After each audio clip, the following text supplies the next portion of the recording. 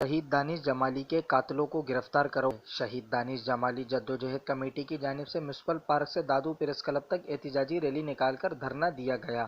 احتجاجی ریلی و دھرنے میں سیاسی، سماجی، سول سوسائٹی، صحافیوں، قوم پرست، وکلاء، تاجر برادری، ادبی، مذہبی رہنماؤں سمیت تمام مکاتب فکر کے لوگوں نے بڑی تعداد میں شرکت کی۔ ریلی کے شرکاء نے ہاتھوں میں شہید دانش جمالی کے پورٹریٹ اٹھائے ہوئے تھے۔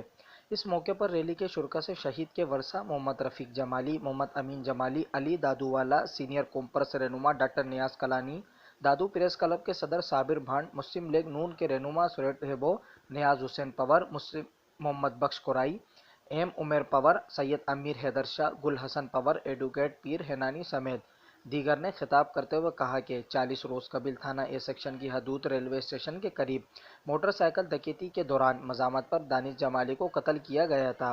ملزمان کی نشاندہی ہونے کے باوجود پولیس اب تک قاتل گرفتار نہیں کر سکی ہے، جس سے ثابت ہو رہا ہے کہ ملزمان کو پولیس کی پشت پناہی حاصل ہے۔ انہوں نے مزید کہا کہ روٹی کپڑا مکان تو دور کی بات، تحفظ بھی چھین لیا گیا ہے۔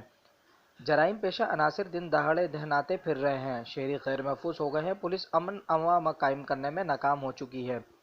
دانش جمالی کے ورثاء نے عندیہ دیتے ہوئے کہا کہ 10 دسمبر تک مقدمے میں نامزد ملزمان کو گرفتار نہ کیا گیا تو آئندہ کا لائحہ عمل تیار کیا جائے گا۔